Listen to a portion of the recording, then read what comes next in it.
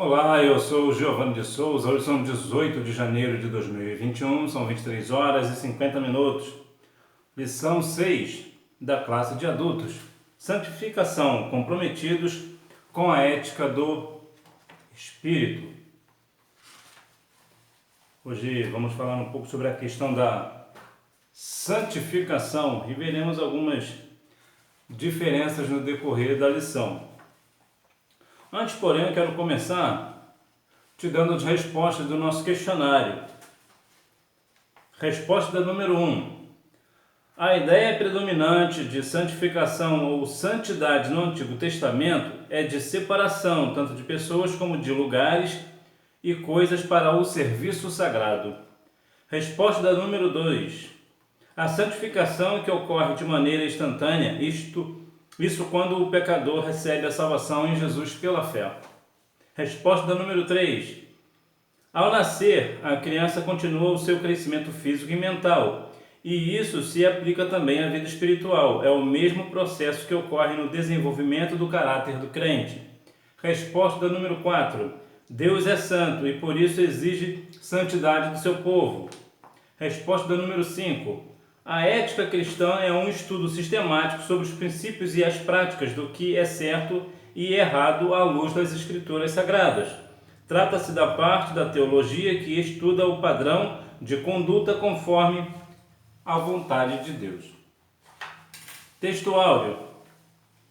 Segui a paz com todos e a santificação, sem a qual ninguém verá o Senhor.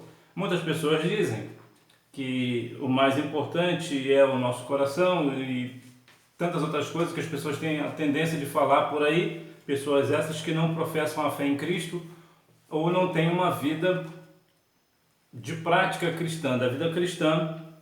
Entretanto, eles se esquecem que sem santificação ninguém verá o Senhor, ou se esquece ou não sabem, né? Verdade prática. Santificação é especialidade do Espírito Santo. Ela é instantânea e ao mesmo tempo progressiva, pois acompanha o crescimento espiritual do crente. Introdução. Deus é absolutamente santo, sua santidade é infinita e inigualável. Ele é santo em si mesmo, em sua essência e natureza. O nosso Deus, ele é santo. Há pessoas que dizem que Deus é santo, santo, santo. Ele é 3 vezes santo, o que não é necessariamente uma verdade propriamente dita. E por que não? Porque geralmente a Bíblia foi escrita em hebraico, aramaico e grego. E a parte do Antigo Testamento, me parece que com exceção de Jeremias e Esther, foi escrito em aramaico. Mas em base, todo o Antigo Testamento, quase todo o Antigo Testamento, ou o Primeiro Testamento, como eu gosto de dizer, ele foi escrito em hebraico. E no hebraico existe uma tendência, algumas questões, que quando eles querem dizer algo muito grandioso, eles falam aquilo 3 vezes. Por exemplo, quando eles querem dizer que um carro é bonito, ele fala bonito 3 vezes, porque quer dizer que o carro é muito bonito. A mesma coisa acontece com Deus. Quando eles dizem que Deus é santo, santo, santo, eles querem dizer que Deus é santíssimo. Então, por isso a expressão 3 vezes. Então, Deus, ele é santo e requer de nós santidade. Sempre haverá pessoas mal intencionadas dizendo que santificação não é para tanto. Não precisa ser tão santo assim. Sim, precisa sim. É bem verdade que existem algumas distorções da palavra, existem algumas situações da qual realmente é desnecessário. Não vou entrar aqui em questão doutrinária, porque certamente você tem um pastor. Mas há algumas questões do esclarecimento da palavra que não condiz com a questão da santificação. A santificação, ela é algo separado. É diferente até de consagração, a gente vai ver um pouco no decorrer da lição. São basicamente a mesma coisa, às vezes se confundem, mas existe sim uma diferença na sua essência. A santificação do Antigo Testamento. A santificação. A ideia predominante de santificação ou santidade no Antigo Testamento é de separação, tanto de pessoas como de lugares e coisas para o serviço sagrado. Aqui a questão da santificação vai falar aqui sobre a questão de separação. Pode ser tanto pessoas como coisas, utensílios. Nos dias atuais, geralmente quando alguém vai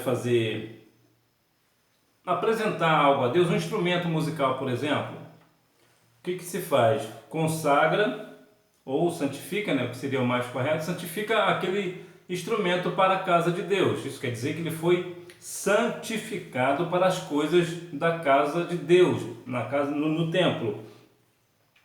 Ou uma pessoa, um pastor, por exemplo, ele é separado, né, ele é trazido à congregação, à igreja, ao templo, e ele é empossado ali como pastor. Aqui então nós veremos aqui que ele está sendo santificado como pastor. Ele está sendo separado para o serviço.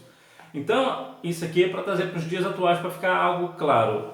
Então veja que a santificação, então, ela é, a básica dela é para pessoas e situações, né? No caso, coisas para o serviço sagrado, né? Eu gosto mais de dizer utensílios. Eu acho que o utensílio seria algo mais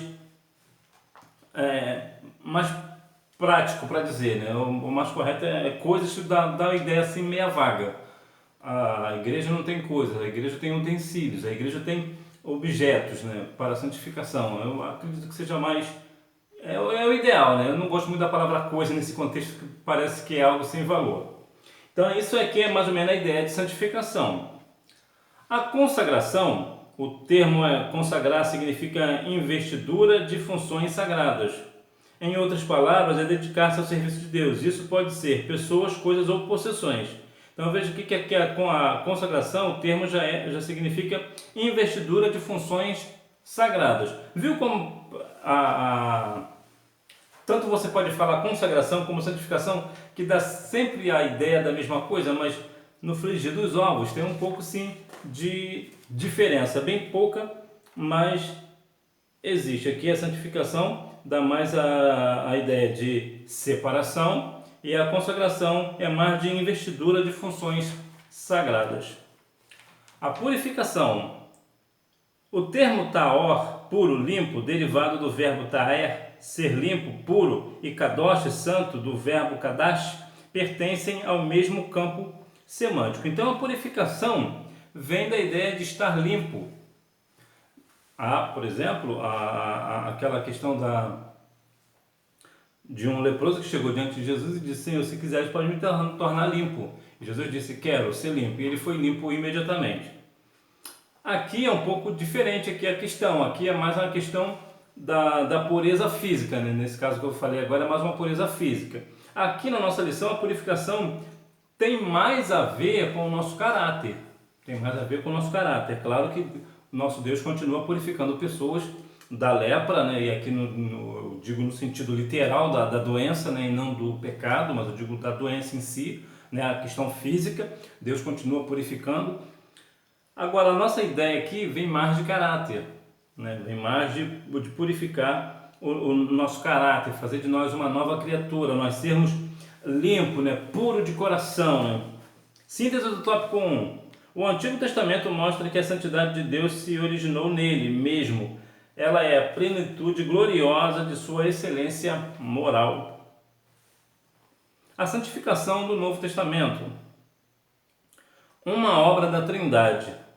A fé cristã confessa a existência de um único Deus que subsiste eternamente em três pessoas distintas, o Pai, o Filho e o Espírito Santo, iguais em poder, glória e majestade.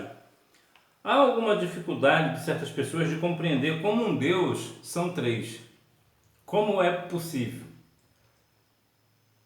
Bom, há duas questões, há duas analogias para nós fazermos aqui, para que nós venhamos compreender bem. A primeira é da luz.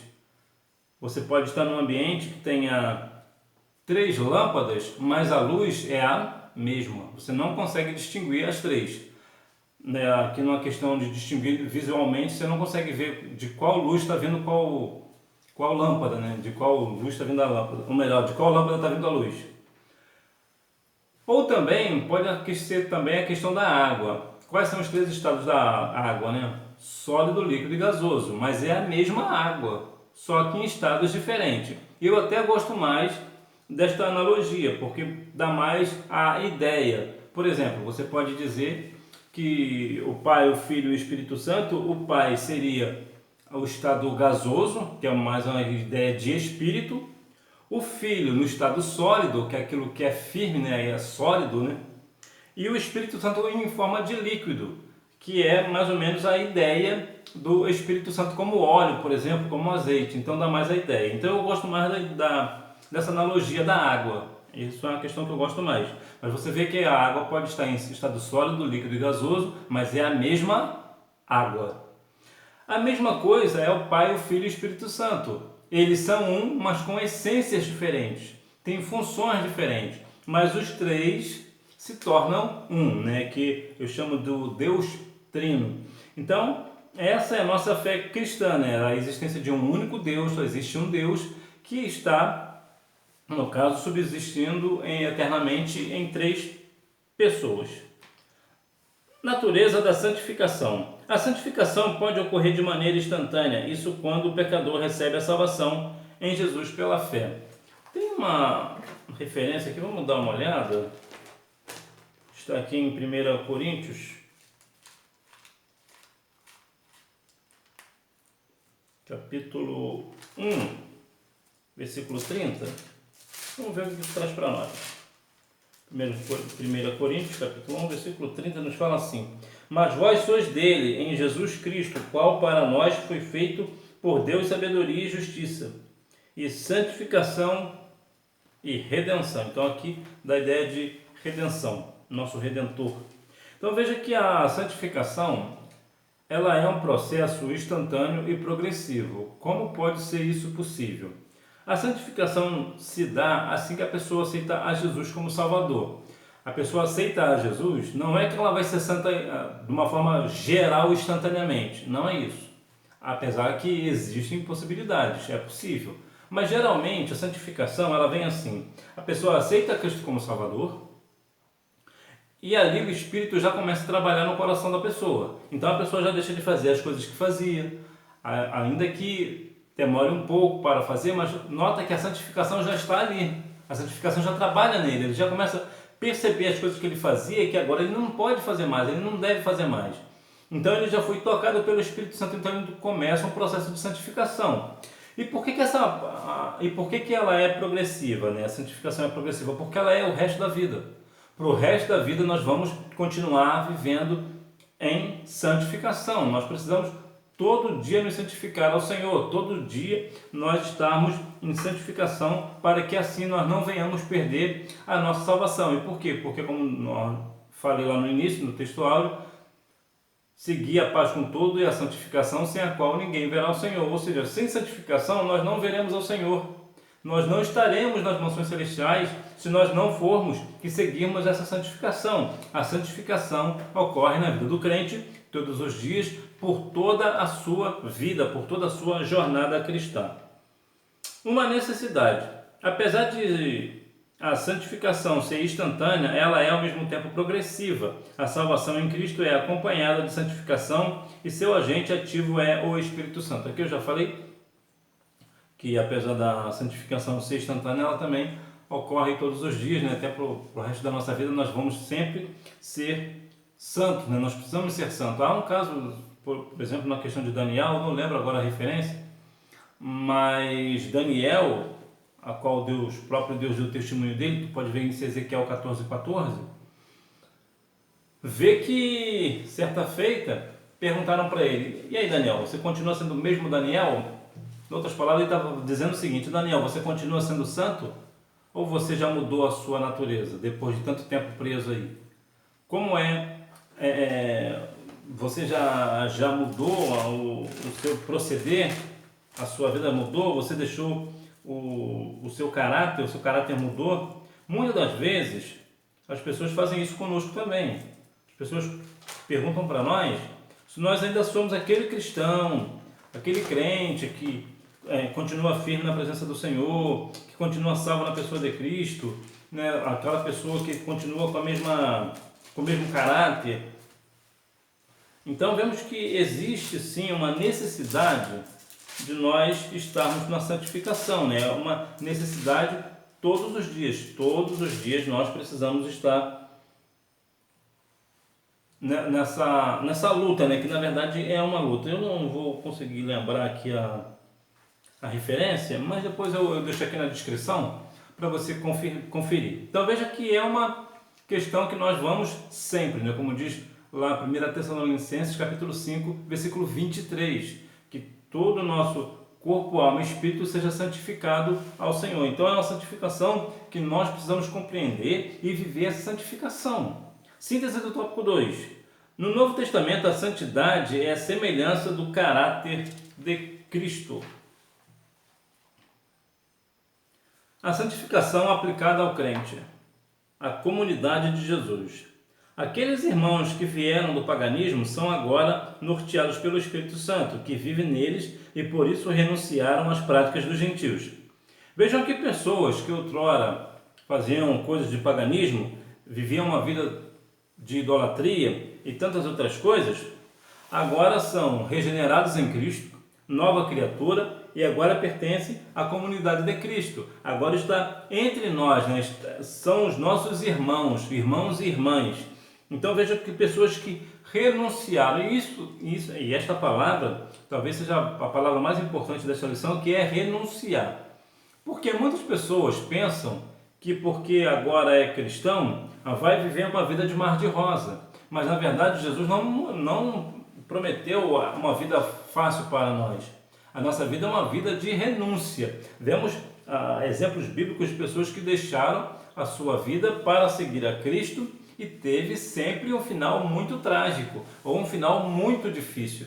Então veja que as pessoas hoje usam muito a questão do Evangelho para dizer que Deus quer melhor para você, que você vai ter isso, que você vai ter aquilo. Bom, não é bem por aí o caminho. Nós precisamos renunciar ao mundo. A Bíblia diz que a amizade com o mundo é inimizade com Deus. Então nós precisamos ter amizade com Deus e, consequentemente, iremos fazer inimizade com o mundo. Então nós vivemos numa situação de renúncia. Nós vamos sempre renunciar o mundo, renunciar a nossa carne, a nossa natureza humana. Nós vamos sempre brigar conosco, né? Que é o homem é o pior inimigo do homem. Uma vida santificada. Isso está muito longe de violência doméstica, mentiras, palavrões, intrigas e mexericos. Uma vida santificada. Algumas questões, e que é uma questão que muito séria, deve estar lá em 1 Timóteo capítulo 1. Eu vou dar uma olhada aqui para ver se é isso mesmo. 1 Timóteo capítulo 3, versículo 3. Fala assim, não dado ao vinho, não espancador, mas moderado, inimigo de contendas, não ganancioso. Nota que aqui é um dever dos bispos e dos diáconos, mas vale para todos nós. Aqui é mais uma questão de homem, né? Aqui é mais para homem. É claro que existem alguns casos raros, mas existem, de violência doméstica invertida, né? É a mulher que pratica violência no homem, né? Mas é algo raro. Mas geralmente aqui é mais para nós homens. A Bíblia condena a violência doméstica. Como eu li aqui em 1 Timóteo capítulo 3, versículo 3. A Bíblia também vai falar alguma coisa no livro de Salmos. Então Deus é contra a violência. Porque muitas pessoas, há alguns casos, por exemplo, de pastores, que se dizem pastores, que estão na igreja, e às vezes até igreja grande, mas que quando chega em casa espanca a esposa. Parece que ele aqui está enquadrado, não está enquadrado na santificação, porque não é possível que uma pessoa, ainda mais se diz pastor, está no púlpito, na casa de Deus, e batendo na esposa. E também tem a questão de mentira, né? Pessoas que falam mentiras, cristãos que vivem na mentira. Ora, a Bíblia vai falar em João 8,44 que é o diabo o pai da mentira. Então, quando alguém profere mentiras, está vivendo daquilo que o diabo é pai. Então, ele não está sendo santificado. Então, essa pessoa não é santificada porque conta mentira. Nós somos instruídos pela palavra a falar a verdade. E também a questão de palavrões, intrigas e mexericos. Veja que há pessoas, até mesmo no meio cristão, que fazem intrigas, né? E são mexeriqueiros, que criam fofocas dentro da igreja. Isto não é santidade, isso não é santificação, isso passou longe, muito longe da santificação. O que é ética? A ética é o estudo da conduta. O termo vem da palavra grega ethos, hábito, costume, que aparece somente uma vez no Novo Testamento, no plural em um provérbio popular usado pelo apóstolo Paulo. As más conversações corrompem os bons costumes. Muito provavelmente, você já ouviu dos seus pais aquele termo, aquela frase célebre, né? Cuidado com os seus amigos. Isso porque, muito provavelmente, você nunca ouviu seus pais falarem cuidado com seu tio, cuidado com a sua prima, cuidado com isso. Talvez até é possível, mas é pouco provável. Por quê? Porque existe uma tendência que o amigo influencia mais do que a família. E os amigos nem sempre têm bons costumes e boas conversas. Então isso acaba criando as más conversações, corrompendo os bons costumes. E não é isso que está acontecendo hoje na nossa nação. Por causa das más conversações, se corromperam os bons costumes. Então a nação brasileira está aí completamente perdida, sem direção, vivendo situações de que poderiam ter sido evitadas se apenas no simples ato de não ter as más conversações. Olha o que a Bíblia diz em Salmos número 1, versículo número 1 também, Salmos 1.